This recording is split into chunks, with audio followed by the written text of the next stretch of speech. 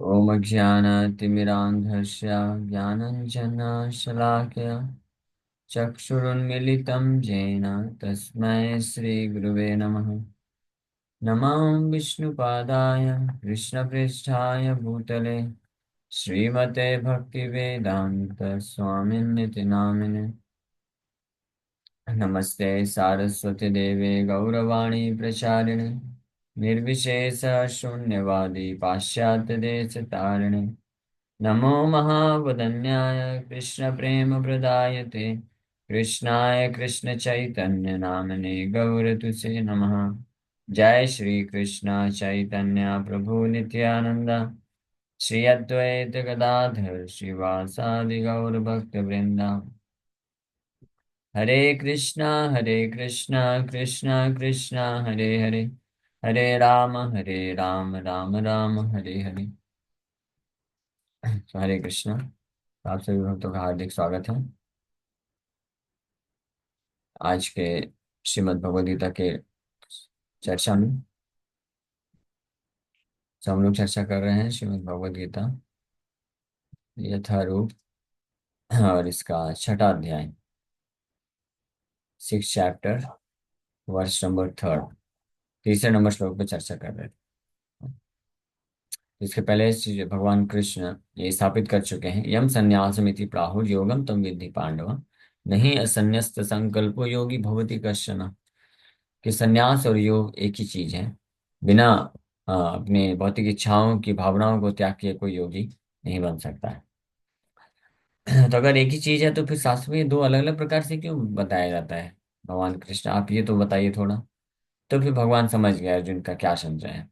एक ही चीज को, एक ही लक्ष्य, एक ही वस्तु को प्राप्त करने के लिए वो अलग अलग प्रकार से फिर क्यों दिए गए? क्योंकि लोग अलग अलग प्रकार के हैं, अलग अलग स्थिति में। स आरुरोक्षोर्मुनेर्योगम कर्म कारणमुच्यते योगारूढ़स्य तस्यैव समः कारणमुच्यते।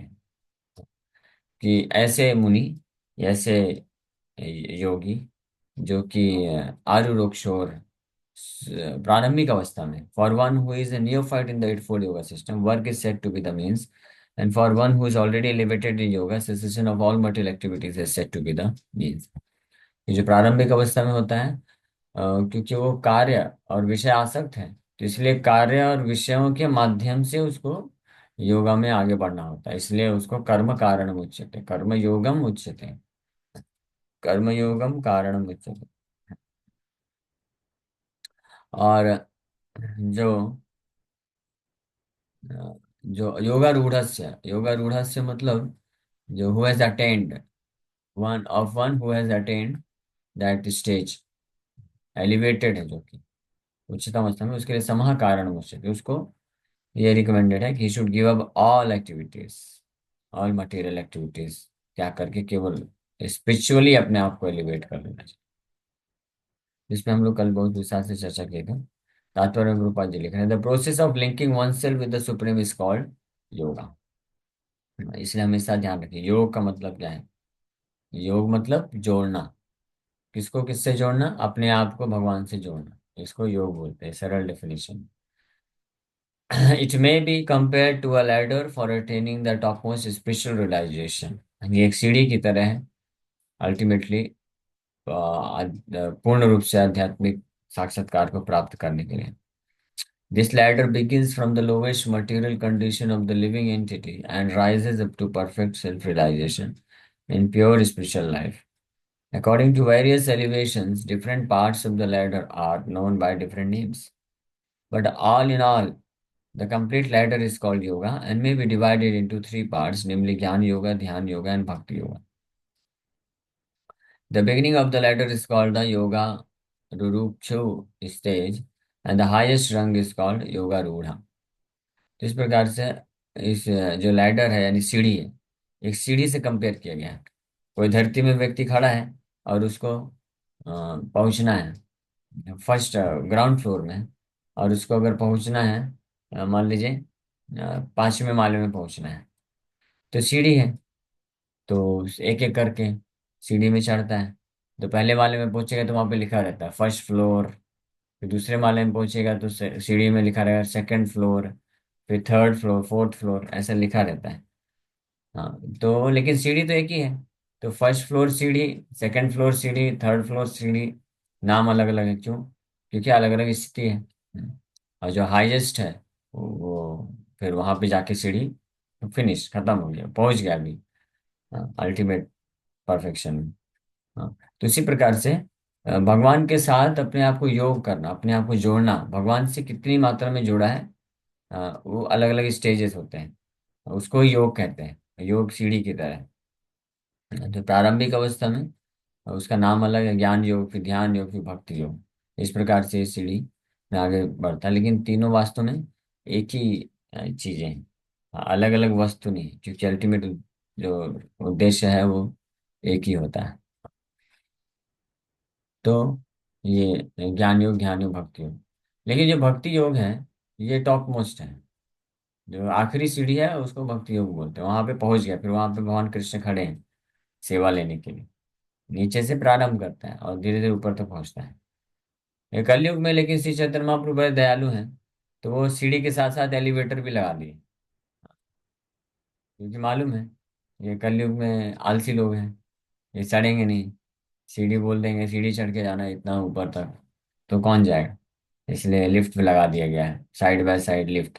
लिफ्ट में क्या एडवांटेज है कि अलग अलग फ्लोर में रुकने की जरूरत नहीं, first floor, second floor, third floor, fourth floor रुकने की जरूरत नहीं, डायरेक्ट फिफ्थ फ्लोर। ग्राउंड से चालू किया और डायरेक्ट फिफ्थ फ्लोर। तो ये जो सीढ़ी है, ये जो लिफ्ट है, ये क्या है? That is Krishna consciousness movement, ये कृष्ण भावनामृत आंदोलन, इस्कॉन वही है, सीढ़ी सॉरी लिफ्ट है।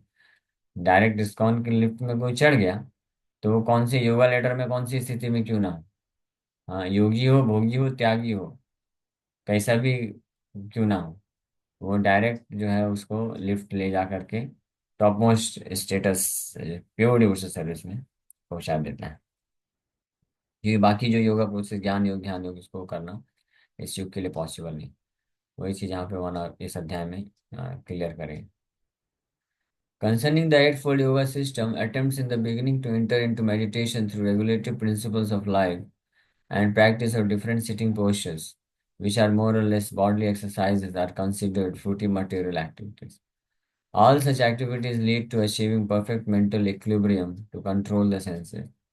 When one is accomplished in the practice of meditation, he ceases all disturbing mental activities.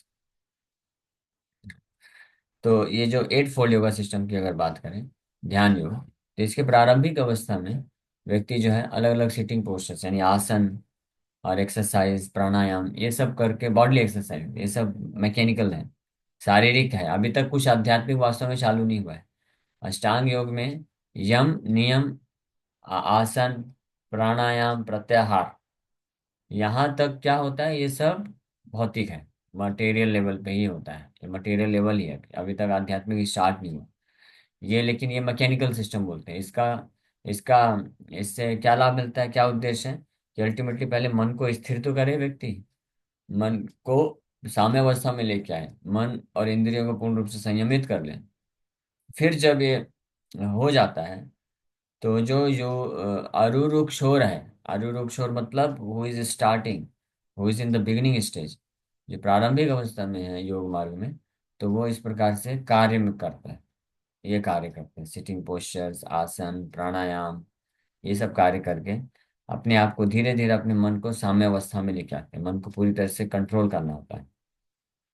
फिर जब ये हो जाता है तो yogi has to give up all this activities, ये शारीरिक आसन, प्राणायाम, ये सबको छोड़ना पड़ता है, नहीं तो इसी में अटका रहेगा तो फिर ध्यान कहाँ से करेगा?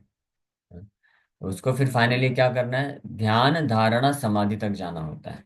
एक बार मन जो है संयमित हो गया, मन अब विचलित नहीं हो रहा है, तब उसको क्या करना चाहिए, उस मन को कृष्ण के चरण कमलों में लगा देना चाहिए।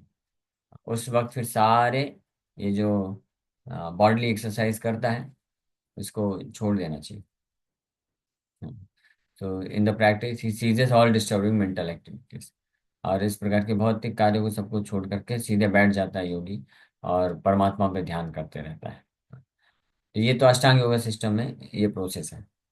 लेकिन a Krishna conscious person, however, is situated from the beginning on the platform of meditation because he always thinks of Krishna, and being constantly engaged in the service of Krishna, he is considered to have ceased all material activity. जो कृष्ण भावना भावित भक्त है वो already, उसके लिए आरु रुक्षोर नहीं, प्रारंभिक stage है ही नहीं, क्योंकि शुरुआत से ही वो कृष्ण के चिंतन कर रहा है, हरे कृष्ण महामंत्र जप कर रहा है, और पूरी तरह से अपने आप को डेडिकेट किया है, कृष्ण की सेवा में लगाया है। इसलिए शुरू से ही ऐसा कृष्ण भावना भावित जो भक्त होता है वो ऑलरेडी भौतिक कार्यों को त्याग चुका है, उसके द्वारा जो भी कार्य किया जाता है वो आध्यात्मिक होता है। तो कृष्णा कॉन्शियसनेस जो है ये योगा रूढ़स्य स्थिति, योगा रूढ़स्य, योगा में बढ़ चढ़ की जो अवस्था होती है उसको योगा रूढ़स्य बोला जाता है। तो उसमें ऑलरेडी भौतिक कार्यों को त्यागना होता है। तो इससे ये स्पष्ट पता चल रहा है कि योग की प्रारंभिक अवस्था में व्यक्ति, उद्देश्य क्या है, योग की प्रारंभिक अवस्था में व्यक्ति अपने आप को, अपने इंद्रियों को और मन को भौतिक जगत से समेटता है, कॉन्शियसनेस माइंड और इंद्रियों को समेट करके एक एक करता है, ताकि विचलित ना हो सके, और फिर उसके बाद उसको भगवान में लगाता है योगा रूढ़स्य बनने के लिए। और जब पूरी तरह से समाधिष्ट हो जाता है तब बोला जाता है कि योगा योगा रूढ़स्य की स्थिति में। तो अगर ये है डेफिनेशन योग की प्रारंभिक अवस्था और योग की अंतिम अवस्था। इस डेफिनेशन के अकॉर्डिंग जो कृष्णा कॉन्शियस पर्सन है, जो कृष्ण भावना भावित भक्त है, तो वो प्रारंभ से ही कृष्ण का ही चिंतन करता है, कृष्ण के लिए ही सेवा करता है। सो देर इज नो क्वेश्चन कि उसके जो, ये कोई प्रश्न ही नहीं उठता है कि उसके जो मन है, इंद्रियां हैं, वो किसी भी प्रकार के भौतिक कार्य में लगे हों, भौतिक कार्य के लिए लगे इस्तेमाल किए जाते हैं। इसलिए वो उस दिव्य चेतना में, दिव्य अवस्था में हमेशा बना रहता है। तो इसलिए प्रारंभिक अवस्था से ही जो भक्ति योगी होता है वो योगा रूढ़स्य स्टेज में होता है। योगा रूढ़स्य मतलब टॉप मोस्ट पोजिशन इन योग, योग की जो चरम स्थिति है, और उसमें समः कारण उच्यते, अपने आप इंद्रियां जो है नियंत्रित रहते हैं।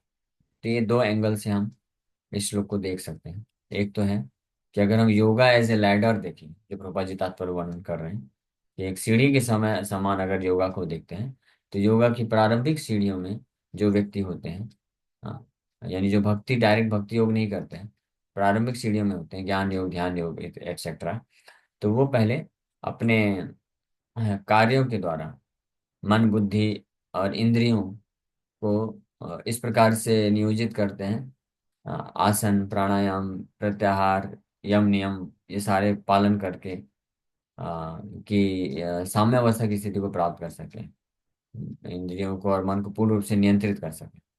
और फिर जब वो उस स्टेज को प्राप्त कर लेते हैं तब वो भगवान का चिंतन उनका प्रारंभ होता है, मेडिटेशन, एक्चुअली में मेडिटेशन ध्यान तब चालू होता है।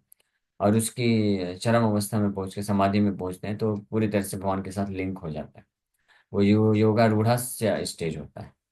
हाँ, लेकिन इस योगा लैडर में योगा रूढ़स्य स्टेज यानी भक्ति योगी जो होता है वो ऑलरेडी उस स्थान से, उस प्लेटफॉर्म से चालू करता है। जैसे ऐसा समझ लीजिए कि कोई व्यक्ति है जो बिजनेस सेटअप चालू करता है और खूब मेहनत करता है, 10 साल 15 साल 20 साल मेहनत करके एक एक पर्टिकुलर स्टेटस तक आता है, अपना ब्रांड बना लेता है, ब्रांड वैल्यू बन जाती है उसकी मार्केट में। लेकिन जो उसका जो बेटा जो जन्म लेता है, वो जन्म से ही जैसे ही थोड़ा बड़ा होता है, मैच्योर होता है, जैसे ही बिजनेस में हाथ डालता है, तो उसको नीचे से चालू करने की जरूरत नहीं है, वो उसी स्टेज से चालू ही करता है। तो उसको बोलते हैं भक्ति योगी। ठीक है। बाकी जो ज्ञान योगी ध्यान योगी हैं वो अपनी मेहनत से पहले सेटअप करते हैं। क्या सेटअप करते हैं? अपने आप को भौतिक जगत से डिसएसोसिएट करते हैं, अपने आप को भौतिक जगत से की आसक्ति से अपने आप, अपने मन और इंद्रियों को हटा वो आसक्ति से मुक्त करते हैं। लेकिन भक्ति योगी उस प्लेटफॉर्म से चालू करता है जहां पे न केवल उसके मन और इंद्रियां विषय आसक्ति से मुक्त हैं, बल्कि अब वो मन और इंद्रियों को पॉजिटिवली जो जिन चीजों के लिए लगाना चाहिए उसमें लगा देता है। इसलिए वो हाईएस्ट प्लेटफॉर्म, हाईएस्ट स्टेटस में होता है। तो एक ये योगा लेडर की तरह की अंडरस्टैंडिंग। इस श्लोक में अगर हम केवल भक्ति योगी के लिए विचार करें, तो भक्ति योग में प्रारंभिक अवस्था में जो होते हैं उनको कर्म योग यानी अपने कार्यों को, इंद्रियों को भगवान की सेवा में लगाते हुए प्रारंभ करते हैं। लेकिन फिर धीरे धीरे भक्ति योग की जब चरम अवस्था में पहुंचते हैं तो उनके कार्य और इंद्रियां स्वतः कृष्ण के लिए ही इस्तेमाल हो जाती 24 आवर्स। शुरू में अपने कार्यों को और इंद्रियों को, जो कि भौतिक प्रवृत्ति रखने वाले होते हैं, इंद्रियां और कार्य जो होते हैं मन और इंद्रियां, भौतिक भोग की प्रवृत्ति रहती है, तो उसको कृष्ण के साथ अलाइन करना होता है, जोड़ना होता है। ये आरुरुक्षोर्मुनिर्योगम कर्म कारणम उच्यते, ये प्रारंभिक अवस्था में होता है। लेकिन जब अंतिम अवस्था में पहुंचता है योगारूढ़स्य, तो उस वक्त ऐसे व्यक्ति के मन और इंद्रियां और कर्म भगवान के कृष्ण की सेवा में स्वतः लग जाते। ये एक दूसरा अंडरस्टैंडिंग है इस श्लोक का। ठीक है, इसी के साथ ये वाला श्लोक कंप्लीट होता है। फिर हम लोग नेक्स्ट श्लोक कल चालू करेंगे। आप लोग क्वेश्चन पूछ सकते हैं अभी तक जो चर्चा की। अगले श्लोक में भगवान फिर, यदा ही न इंद्रियार्थेषु न कर्मेषु अनुसज्जते सर्वसंकल्प संन्यासी योगारूढ़स्य तदोच्यते। योगारूढ़स्य जो आरुरोक्षर और योगारूढ़स्य के बारे में बताया। अब योगारूढ़स्य का डेफिनेशन भगवान अगले श्लोक में बता रहे हैं। A person is said to be elevated in yoga when having renounced all material desires, he neither acts for sense gratification nor engaging in fruitive activities। योगारूढ़स्य बोला जाता है। ये वन ऑलरेडी 5वें अध्याय में बता चुके हैं, लेकिन वापस से हम सबके बेनिफिट के लिए रिपीट कर रहे हैं कि ये है योगारूढ़स्य। योगारूढ़स्य मतलब वो is advanced in yoga, elevated in, advance devotee. हमारे भाषा में बोले, who is an advance devotee? An advanced devotee is one who renounces all material desires, uh, and he doesn't act for sense gratification, and for fulfilling his sense gratification desire, he doesn't engage in fruitive activities। इस वक्त हम लोग कल चर्चा और करें। Okay, हरे कृष्णा। किसी भक्त का प्रश्न है तो पूछ सकते हैं। हरे कृष्णा। कृष्ण प्रभु जी। हरे कृष्णा। प्रभु जी, ये मैं पूछना चाहता था कि मतलब जो साधक होता है वो अष्टांग योग के थ्रू ही मतलब भक्ति में जाता है या फिर डायरेक्ट भक्ति में जाता है? और अगर डायरेक्ट वो जा सकता है तो उनको जो योग में जो फीलिंग्स होता है, मतलब जो एक्सपीरियंस होता है, वो होता है कि नहीं मतलब? हाँ हाँ, बहुत अच्छा आपने प्रश्न पूछा कि क्या ये जरूरी है कि ये जो सीढ़ी बनी है, तो सीढ़ी के एक एक स्टेप वाइज ऊपर ही चढ़ना पड़ेगा? ऐसे में तो बहुत लंबा समय लग जाएगा प्रभु जी, 100 सीढ़ी है, कौन चढ़ेगा? कलयुग में सबसे पहला तो यही प्रश्न उठेगा। अगर किसी को किसी, मान लीजिए 20 माले की मंजिल के सामने खड़ा कर दिया जाए, अब बोला जाए चलो प्रभु मेरे घर में। हाँ चलो प्रभु, कौन से माले में है आपका घर? ज्यादा नहीं, बस 18वें माले में है। 18 माले में? हाँ चलो चलो, लिफ्ट कहाँ है? बोले लिफ्ट तो नहीं है, सीढ़ी से चढ़ना पड़ेगा। तो फिर वो तो बेचारा परेशान हो जाएगा। हाँ, बोलेगा ठीक है प्रभु कल आते हैं आप, हाँ टाटा बाय बाय करके निकल जाएगा। तो कलयुग में ऐसे ही है। अगर किसी को बोलेंगे वहां तक पहुंचना है, और उसके लिए पहले यहाँ से चालू करो, क्या? ज्ञान योग करो, पहले सारे वेदांत उपनिषद ये सब पढ़ो, और पूरी तरह से संन्यास ले लो, ब्रह्मचर्य पालन करो, और कोई भौतिक कार्य नहीं करना है, खाना पीना सोना सब छोड़ देना है। इस प्रकार से जब पहले ज्ञान योग करते करते करते करते सारे मन इंद्रियों को नियंत्रित करोगे, ध्यान योग, फिर इस प्रकार से ध्यान योग में प्रवेश करोगे, फिर धीरे धीरे जा करके आप योग में पहुंचोगे। योग मतलब फिर आप अपने आप को ब्रह्म से, ब्रह्म में लीन कर सकते हो, ब्रह्म से जोड़ सकते हो आप। हाँ, तो ये सुनते ही कलयुग के निवासी तो सोचेंगे अरे ये तो बड़ा डिफिकल्ट है। फिर भी कोई उत्साह दिखाएगा तो पूछेगा ठीक है चलो, कितना समय लगेगा? तो ज्यादा नहीं, कुछ यही, ज्यादा कुछ नहीं समय लगेगा, कुछ यही 30 40 50 हजार वर्ष लग जाएगा ज्यादा से ज्यादा।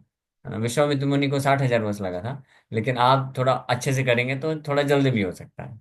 तो वहीं से हरि बोल बोल के, हरे कृष्ण बोल के निकल जाएगा। तो इसलिए कलयुग के लिए ये प्रोसेस, सीढ़ी वाला प्रोसेस कैंसिल कर दिया गया है। साइड बाय साइड लिफ्ट लगा दिया गया है, डायरेक्ट लिफ्ट में चढ़ो और आगे पहुंच जाओ।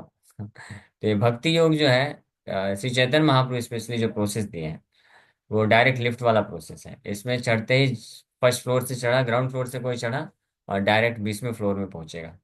और ये लिफ्ट भी ये कैसा है, बहुत स्मूथ है। जैसे कई लिफ्ट भी कई प्रकार के होते हैं, कुछ लिफ्ट होते हैं धक्का दे दे के जो ऊपर चढ़ाते हैं और बहुत टाइम लेते हैं। लेकिन ये लिफ्ट ऐसा है कि इस लिफ्ट में अगर कोई चढ़ गया, दरवाजा बंद, और 20 माला दबा दिया, तो उसको पता भी नहीं चलेगा कि कुछ सेकंड में ही 20 माले में दरवाजा खुलेगा। देखिएगा अरे 20th फ्लोर लिखा हुआ है, इतना जल्दी पहुंचा दिया प्रभु जी। ये तो पता भी नहीं चला कि हम लोग ऊपर चल रहे हैं। तो ये भक्ति योग ऐसा है, इतना स्मूथ और फास्टेस्ट प्रोसेस है, शॉर्टेस्ट एंड फास्टेस्ट प्रोसेस है। ये पहला प्रश्न है आपका। दूसरा प्रश्न, कि जब कोई योग मार्ग से, ज्ञान ध्यान योग मार्ग से होके जाता है, तो जो जो एक्सपीरियंस करता है, तो क्या भक्ति योगी भी एक्सपीरियंस करता है? यस, करता है। भक्ति योगी वो सारे जो रिजल्ट हैं, जो ज्ञान और ध्यान योग मार्ग से जाने वाला व्यक्ति हजारों हजारों वर्ष तक करते करते जिन जिन सिद्धियों को प्राप्त करता है, जो जो अवस्था के थ्रू होके जाता है, भक्ति योगी वो सब प्राप्त करते जाता है। और बहुत जल्द जल्द जल्दी प्राप्त करते जाते हैं, जैसे ज्ञान योगी होता है। तो ज्ञान योगी बहुत कठिन तपस्या, संन्यास लेने के बाद, कई वर्षों तक गहन अध्ययन करने के पश्चात फाइनली इस निष्कर्ष पे पहुंचता है, ये समझता है कि अहम ब्रह्मास्मि, I am not this body, I am spirit soul. इस अंडरस्टैंडिंग तक पहुंचता है।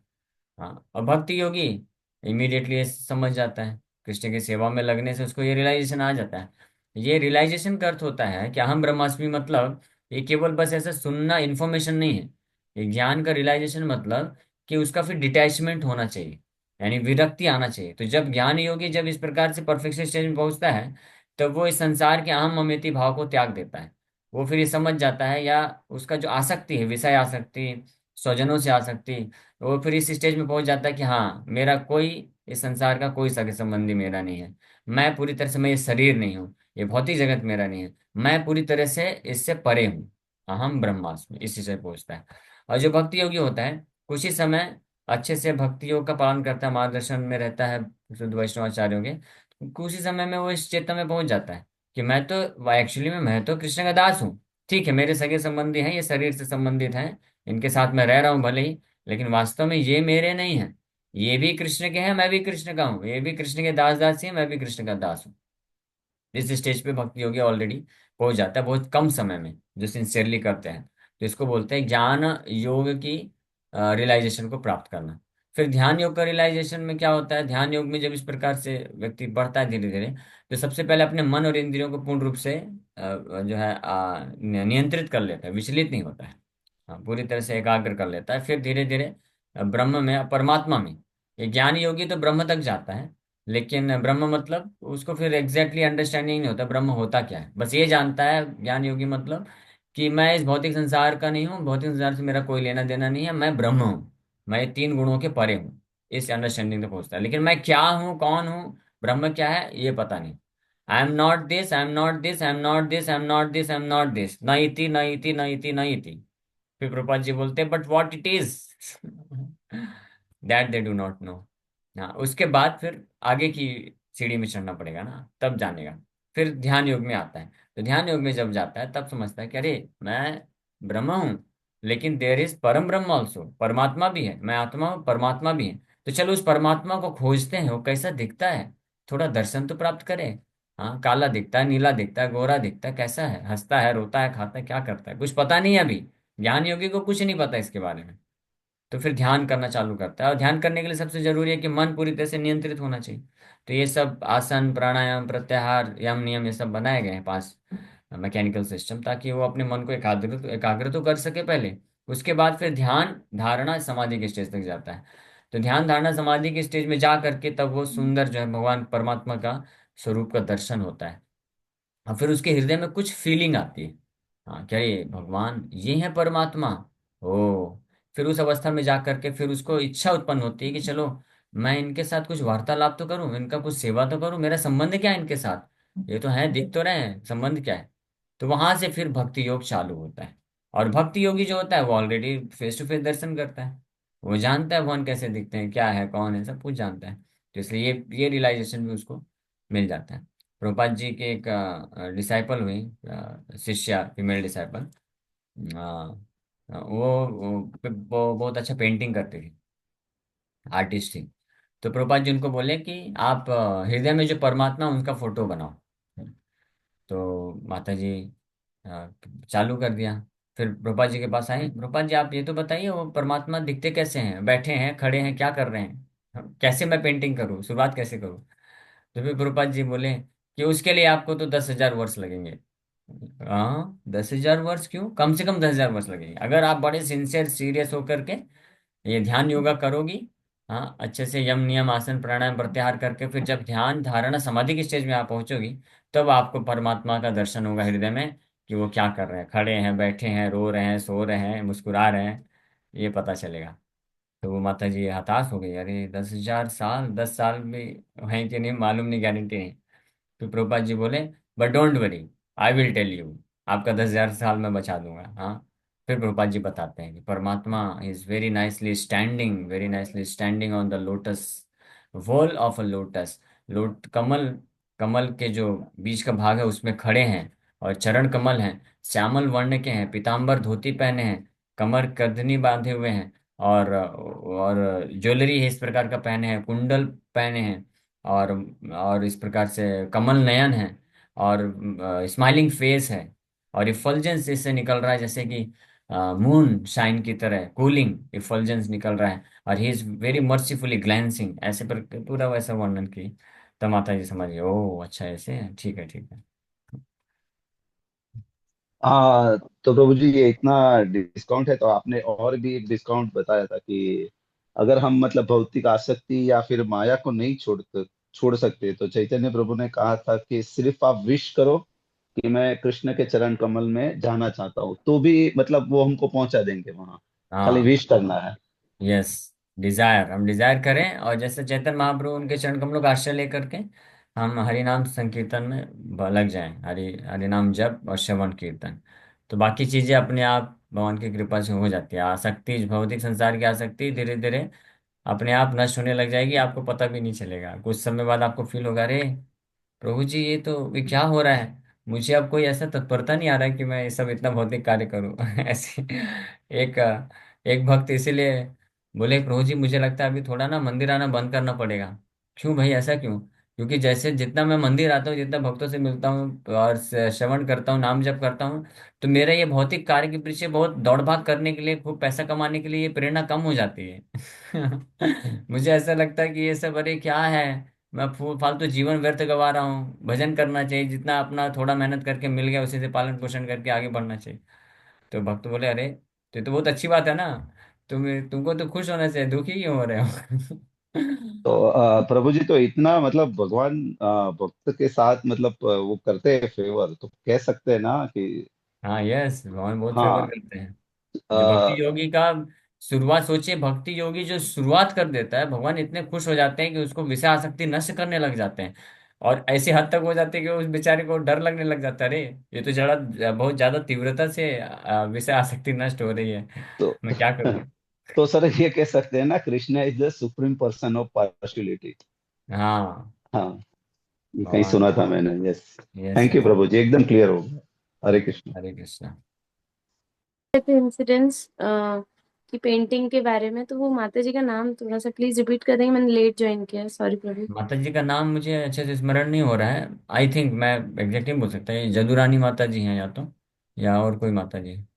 तो वो उनकी पेंटिंग्स अवेलेबल होंगी ना प्रभु, हाँ इस्कॉन पेंटिंग है ना, मैं उसमें? दिखा देता हूँ, परमात्मा के जी दर्शन करना प्रभु। है आप लोग को। जी जी जी प्रभु। ठीक हरे है, कृष्ण। तो प्रभुपाद जी ने बताया, माता जी ने पेंटिंग किया, तो 10,000 साल के बाद जो दर्शन मिलेगा ना, वो आप लोग दर्शन कर लीजिए सब लोग, ये ईशोपनिषद का फ्रंट पेज है, शायद आ जाना चाहिए ईशोपनिषद, ये दिखे आपको? ये है हमारे हृदय में परमात्मा, देख लीजिए, दर्शन कर लीजिए, क्या बढ़िया भगवान देख रहे हैं। परमात्मा के रूप में। ये एक पेंटिंग बनाया था माता जी ने, ये ईशोपनिषद में लगाया गया है। और एक और है परमात्मा का painting, super soul in the heart, ये दिख रहा है आपको? एक ये भी पेंटिंग है, योगी के हृदय में परमात्मा के रूप में निवास करने वाले भगवान, कमल में के बीच भाग में भगवान खड़े हैं। ये इतना क्लियर नहीं है पेंटिंग,